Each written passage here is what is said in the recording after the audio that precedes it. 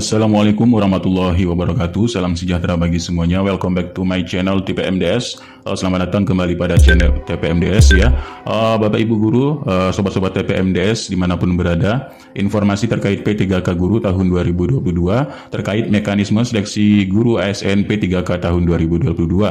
Nah, Kemendikbud sendiri telah merilis yaitu mekanisme dan tata cara bagaimana perekrutan ASN tahun 2022 ini, yaitu untuk P3K Guru yang kemarin telah disampaikan juga dalam rakornis ya, yaitu rakor teknis dari pemerintah daerah. Nah, kita lanjut, yaitu hasilnya di sini. Ini udah kita bahas, yaitu sebesar 193.954 guru yang lulus PG ya dan sebagainya, dan sisa formasinya. Kemudian ada total formasi dari sisa yaitu kemarin dan pengajuan Pemda sekitar 343.631.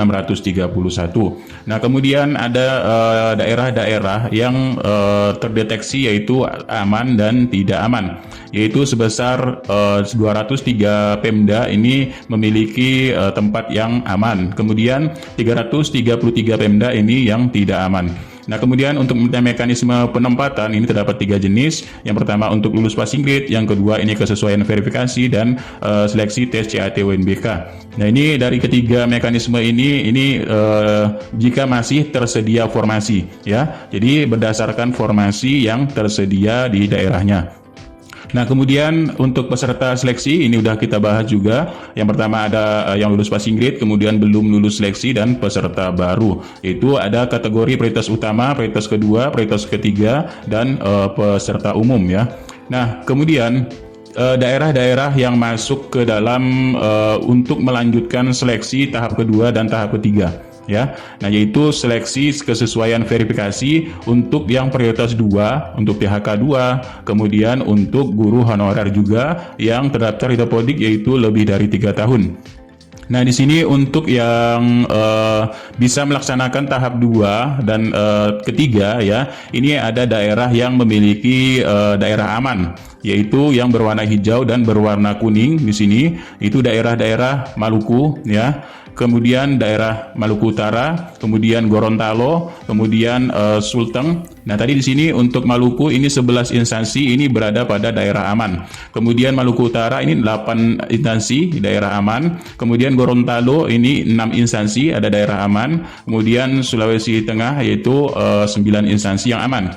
Sulbar ini ada 4 instansi yang aman. Kemudian Sultra ini ada 12 instansi yang aman dan bisa melanjutkan tahap kedua yaitu kesesuaian verifikasi, serta bisa melanjutkan nanti ke tahap ketiga yaitu CAT UNBK.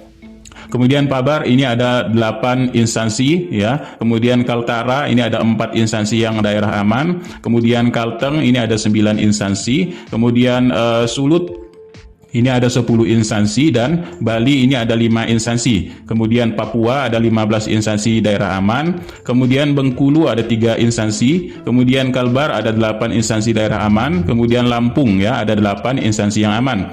Dan Kaltim yaitu ada 5 instansi ya daerah aman. Kemudian Aceh ada 12 instansi.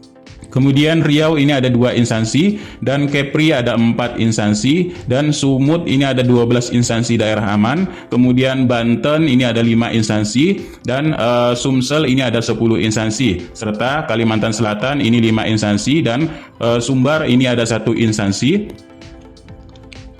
Kemudian Sulsel ini ada 6 instansi. Nah, untuk khusus NTB, NTT, NTB, Jatim, Jateng, Jabar, ini ada masing-masing NTT 7 instansi, NTB 2 instansi, Jatim 6 instansi, dan Jateng 4 instansi, serta Jabar 2 instansi. Ini daerah yang melakukan hanya berhenti pada daerah yaitu untuk kesesuaian verifikasi. Ya, verifikasi ini untuk guru THK 2 atau juga dengan guru honorer sekolah negeri yang lebih dari 3 tahun. Berarti ada 2 peserta ya di sini untuk kesesuaian verifikasi, untuk background check dan sebagainya di sini ya. Jadi kalau daerah yang kuning ini aman tapi tidak bisa melanjutkan ke yang 3. Tapi kalau yang hijau ini aman, sudah bisa melanjutkan ke yang ketiga ini ya. Nah, inilah daerah-daerah yang bisa melanjutkan untuk tahap kedua dan tahap ketiga, yaitu untuk prioritas 2, prioritas 3, serta pelamar umum ya. Nah, kemarin juga sudah di data juga mana-mana yang pengusulan formasinya ini lebih dari kebutuhan, yaitu 80% sampai 100% ya, sini Aceh dan sebagainya. Nah, inilah kemarin daerah-daerah yang memang sesuai dengan di sini yang bisa melanjutkan ke tahap selanjutnya ya. Nah, ada juga yang sudah mengusulkan 40-60%, ada yang 40% dan sebagainya. Nah, kemudian ini sudah juga kita bahas, yaitu untuk yang tahap kedua, yaitu untuk kesesuaian verifikasi ya. Sudah kita bahas di sini tentang kompetensi teknis, kemudian tentang akademiknya, tentang kinerjanya, dan pemeriksaan latar belakang, background check, serta wawancara mempertimbangkan integritas dan moralitas. Nah, selanjutnya ini untuk pelamar umum udah kita bahas juga ya. Pelamar umum CAT UNBK ini terdiri dari guru honorer negeri yang kurang dari 3 tahun lulusan PPG dan guru swasta. Kemudian di sini untuk penempatan, mekanisme penempatan di sini sudah juga kita bahas ya. Prioritas utama memang dilihat dari THK 2, guru negeri, kemudian lulusan PPG dan swasta. Nah, kemudian untuk prioritas penilaian itu dilihat dari teknis, manajerial, sosiokultural, wawancara, serta usia. Ini untuk kategori yang sama ya, sama nilainya. Ini akan dilihat dari nilai-nilai teknis dan selanjutnya. Nah, kemudian dari hasil paparan untuk audiensi ataupun dari rakor kemarin, ini ada 2 masalah utama ya. Nah, 2 masalah utama yang terdapat untuk penempatan guru honorer yang lulus passing grade. Yang pertama ini adalah formasi, kemudian yang kedua ini adalah kebutuhan. Nah, jadi 2 masalah ini sudah saling keterkaitan, yaitu nanti ada yang namanya kalau kata Bapak Andika ini selaku pengadaan dari Kemendikbudristek, yaitu ada yang masuk ke ranjang ya. Nah, jadi kita flashback ke belakang dulu, kenapa rekrutmen P3K guru ini ada, kemudian apa sih alasannya ya. Yang pertama memang mencukupi kebutuhan guru, dan yang kedua ini serta untuk meningkatkan taraf kehidupan guru ya, karena ini gajinya ini setara dengan PNS karena dia ASN.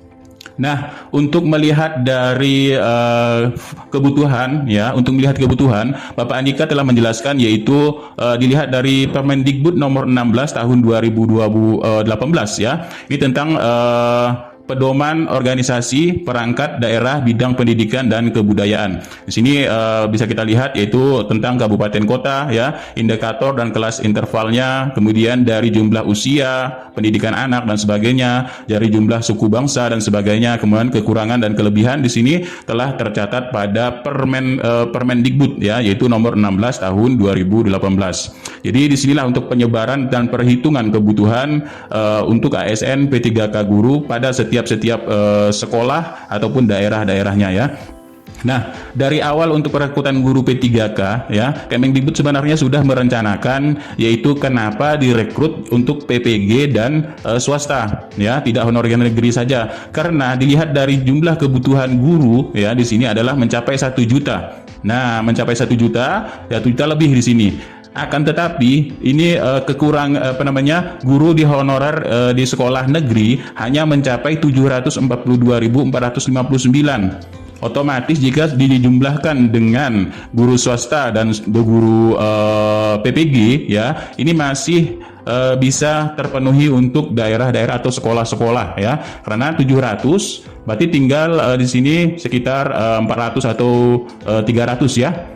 Ini diambillah dari guru swasta dan lulusan PPG. Akan tetapi di sini muncullah masalah ya. Nah, tapi kita lihat dulu dari penyebarannya. Dari penyebaran guru saja di sini memang tidak seimbang ya. Nah, penyebaran guru ini tidak seimbang. Kita bisa lihat dalam polanya ini masih menumpuk pada daerah-daerah di Pulau Jawa ini ya. Nah, ini masih menumpuk karena ini yang warna kuningnya ini besar ya, inilah ya, masih menumpuk. Kalau Kalimantan ini sedikit ya, sekitar 40 lebihan, kemudian daerah-daerah di sini ya. Dan Papua di sini daerah-daerah bagian barat, bagian selatan dan sebagainya. Tapi yang lebih banyak ini menumpuk. Inilah akibatnya ini nanti akan terjadi yang namanya masuk keranjang ya. Nah, inilah dari pola awalnya. Kemudian, nah ini kita bisa lihat provinsi-provinsi 10 provinsi terbesar guru yang terbanyak yaitu ada Jawa Barat, Jawa Timur, DKI Jakarta, Yogyakarta, Sulawesi Selatan, Jawa Tengah ya, Sumatera, Sumatera Barat, Aceh dan Banten. Ini masuk 10 besar dalam penyebaran guru untuk yang terbanyak pada setiap daerah. Nah, kemudian dilakukannya rekrutmen tahun 2021 kemarin, maka menyisakanlah ya formasi di daerah 3T yang tidak dilamar. Karena kita bisa lihat tadi di sini penumpukannya di daerah-daerah Jawa ya di sini. Jadi ada daerah-daerah 3T ini tidak ada pelamarnya, masih besar sekali kuotanya ya, itu 117.939. Nah, itulah ya. Nah, jadi untuk mekanisme tahun 2022 maka akan dilakukan penyesuaian formasi. Nah, jadi tidak lagi memikirkan untuk penyebaran guru di sini ya. Ini sudah dipikirkan untuk kedepannya, tapi ini akan memikirkan lebih lanjut yaitu untuk penyesuaian saja formasi untuk mengangkat guru-guru honorer yang ada di sekolahnya masing-masing ya. Nah, seperti kita ketahui, sudah kita bahas juga terkait penyesuaian formasi, yaitu dalam kondisi instansi yang sama. Perlu diingat, ini dalam kondisi instansi yang sama, yaitu untuk yang lulus passing grade, yaitu yang PG, ya. Ini terdiri dari kategori THK2, guru non negeri, PPG, dan swasta.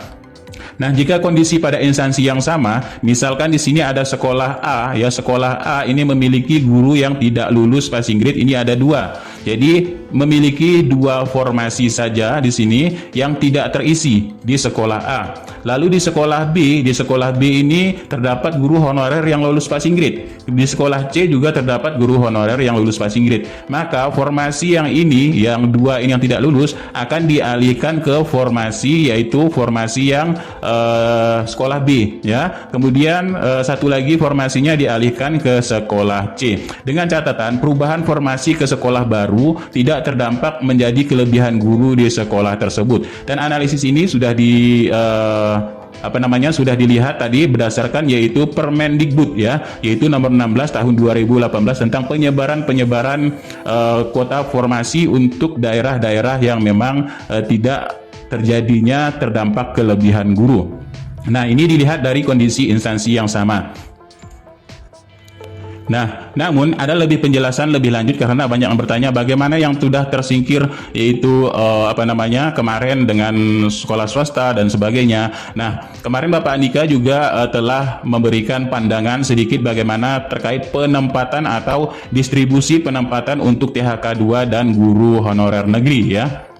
Nah, di sini sudah disiapkan keranjang ya, disiapkan keranjang di sini. Jadi untuk di sini kalau tanda begini ini adalah untuk kebutuhan. Kemudian ini adalah guru ASN warna hijau. Kemudian guru non ASN yang lulus PG ini warna biru, dan guru non ASN yang tidak lulus atau tidak melamar ya. Nah, ini. Jadi kita fokus ke guru non ASN yang lulus PG. Nah, di sekolah A ini ya, di sekolah A ini terdapat guru honorer yang lulus passing grade ya. Nah, lulus passing grade. Namun di sini terdapat kebutuhan di sekolah A. Nah, maka ya kebutuhan ini dialihkanlah ke guru yang terdapat kebutuhan tadi di sini. Nah, maka ditempatkanlah formasi itu ke sekolah yang sini tadi ada kebutuhan di sekolahnya ya. Nah, seperti itu.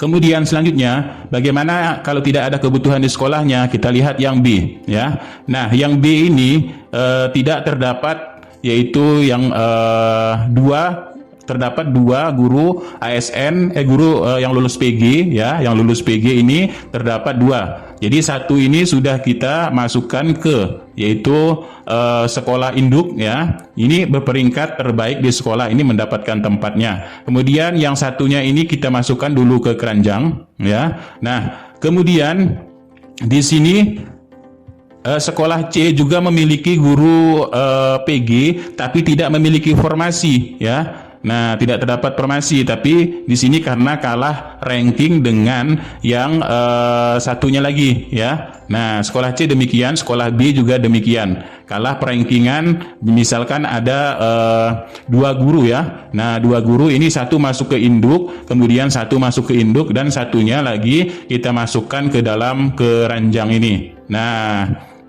lalu yang dalam keranjang ini kita lihat kebutuhan di sekolah lain ya. Nah, di sekolah lain. Oh, ternyata di sekolah lain ini masih menyisakan satu kebutuhan di sini ya. Maka kebutuhan ya di sini untuk perankingan tadi ya bisa dilihat dari untuk kategori THK 2 guru negeri lulusan PG dan swasta. Kemudian untuk perankingan dilihat dari teknis, manajerial, wawancara, dan usia. Nah, itu tadi untuk perankingan. Nah, jadi di sini masuklah yang peringkat ke-1 ya, peringkat ke-1 ini ke formasi yang masih membutuhkan. Masuk ke sini dia. Nah, kebutuhannya masuk sini. Ini sepanjang kuota formasi ini masih tersedia pada daerahnya. Melihat dari rasio mapel ya, dan rasio dari rombel dan sebagainya di sini ya. Nah, jadi masuk ke sini. Jadi dia menyisakan yaitu yang peringkat kedua ya. Nah, peringkat kedua tadi sudah kita peringkatkan, yaitu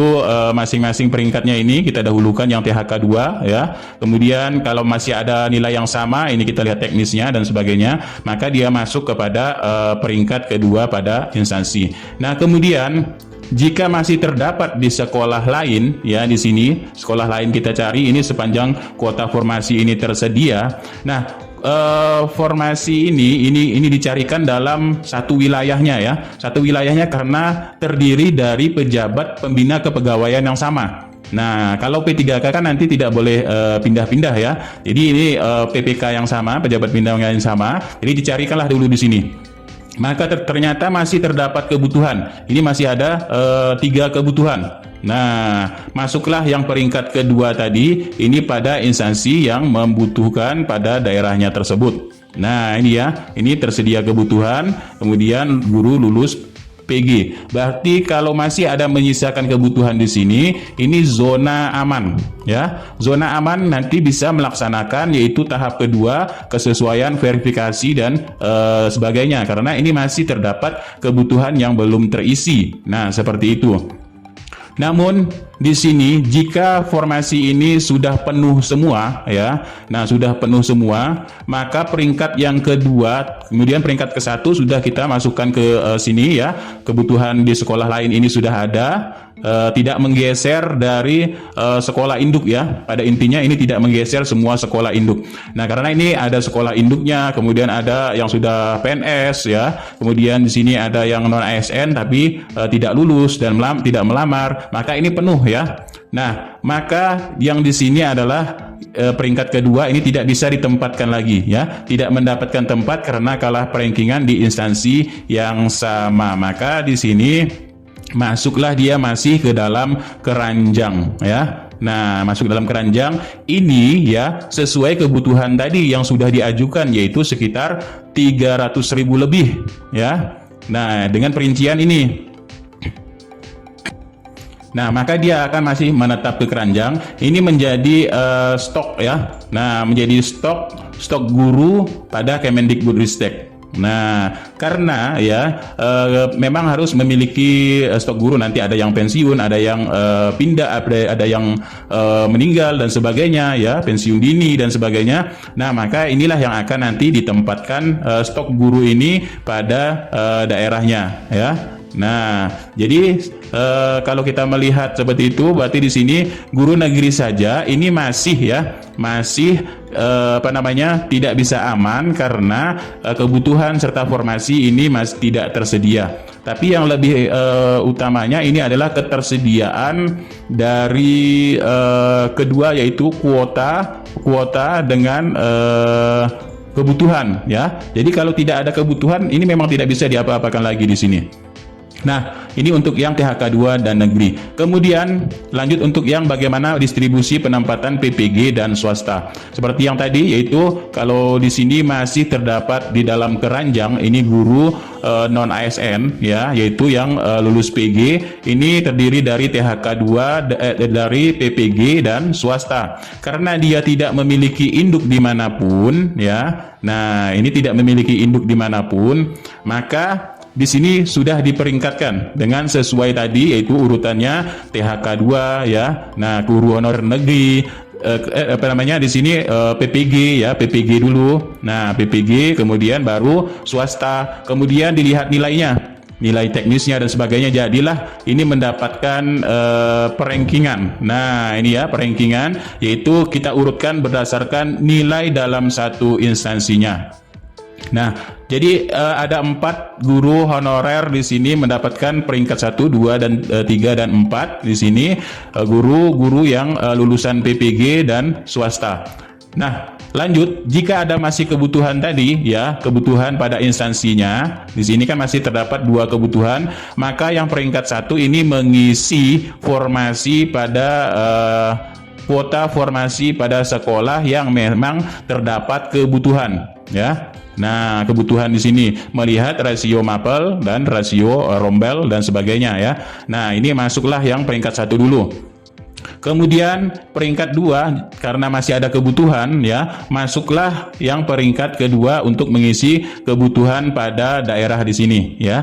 Jadi kita tidak melihat lagi mapel, tapi kita jadikan kuota semuanya ya di sini agar bisa masuk ke dalam sekolah yang membutuhkan. Nah, kemudian barulah jika masih ada kebutuhan tadi di sekolah sini, sekolah lain ya, masuklah yang ketiga ya. Dan yang terakhir ini tidak mendapatkan tempat karena kalah peringkat dari instansi yang sama. Jadi sama-sama tadi guru honorer negeri dengan swasta dan PPG ini, yang terakhir ini tidak mendapatkan tempat.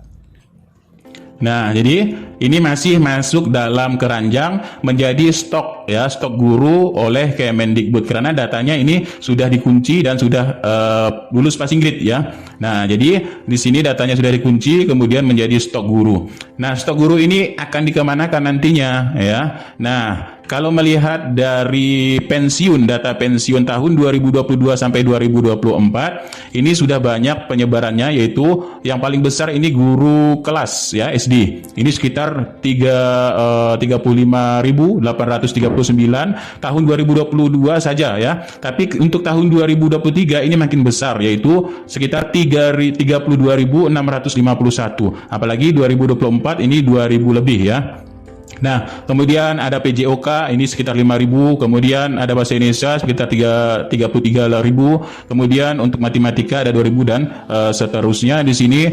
Ini banyak masih juga yang pensiun. Jika melihat dari pensiun yang ini ya, kemungkinan mungkin tahun depan ini akan bisa mengcover untuk guru-guru yang masuk keranjang atau stok tadi di sini. Nah, ini ya. Nah, kemudian ini juga sudah diperincikan total untuk yang pensiun tahun 2023 ini sekitar 75.195 ya. Nah, dari total kekurangan guru 1 juta lebih di sini. Ini untuk tahun 2003. Nah, itulah skemanya. Jadi Menpan RB juga sudah membicarakan hal ini. Ini masih akan diusulkan terkait kebutuhan ya. Nah, itu melalui e-formasi. Ini kebutuhannya, ini ada target untuk pengusulan ya, sampai pertengahan Juli 2022. Jadi Pemda ini boleh mengajukan tapi tidak boleh mengurangi apa yang sudah diusulkan. Tapi kalau tidak mau mengajukan, ini tidak masalah ya. Berarti yang diambil adalah yang diajukan per November tahun 2021. Lalu untuk pengajuan kebutuhan ataupun formasi kembali, ini ada daerah-daerahnya untuk pengisian periode 1 ya. Ini tanggal 19 Juni sampai 28 Juni 2022 pada daerah Jawa Tengah, Yogyakarta, Kalbar, Kalteng, Kalsel, ya, Kaltim, dan Kalimantan Utara ya, Kaltara. Nah, yang ke periode kedua yaitu 24 Juni 2022 sampai 3 Juli ya. Ini daerah Aceh, Sumatera Barat, Jambi, Riau, Kepulauan Riau. Kemudian periode 3, 29 Juni 2022 sampai 8 Juli ini ada Bengkulu, kemudian Sumatera Selatan, Kepulauan Bangka Belitung, Lampung, DKI Jakarta, Jawa Barat, dan Banten. Kemudian ada periode 4, yaitu 4 Juli 2022 sampai 13 Juli 2022. Ini ada Gorontalo, Sulawesi Tengah, Sulawesi Tenggara, Sulawesi Barat, ya Sulawesi Selatan, Maluku, ya Maluku Utara, Papua, dan Papua Barat. Kemudian di sini ada periode 5, yaitu periode 5, 13 Juli sampai 21 Juli 2022. Ini ada Jawa Timur, Sulawesi Utara, Bali, dan Nusa Tenggara Barat, serta Nusa Tenggara Timur. Nah, inilah masih diberi kesempatan untuk mengajukan formasi kembali bagi daerah-daerah yang memang ingin mengajukan formasi tambahan untuk tahun 2022. Nah, kalau tidak ada tambahan sama sekali, berarti hanya mengandalkan formasi 343.631 ini. Jadi nanti ini diperkirakan jika tidak ada tambahan lagi, ya, diperkirakan ada 19.000 peserta ini bakal tidak diangkat tahun ini atau yang masuk ke ranjang tadi. Nah, diperkirakan, tapi ini sangat sudah diperkecil lagi ya, bisa di bawah 19.000 ini yang tidak mendapatkan formasi karena kalah dari perankingan penempatan pada wilayahnya. Ini sudah diberi disampaikan oleh Sesdirjen Nunuk Suryani Kemendikbudristek ya. Nah, itulah sedikit informasi ini untuk layanan helpdesk-nya, bisa menghubungi Kemendikbud Panitia Kemendikbudristek ya pada jam-jam operasional. Nah, itulah sedikit informasi, mudah-mudahan sedikit bermanfaat. Billahi taufiq wal hidayah. Assalamualaikum warahmatullahi wabarakatuh. Salam sejahtera dan salam sehat selalu bagi sobat-sobat TPMDS dimanapun berada.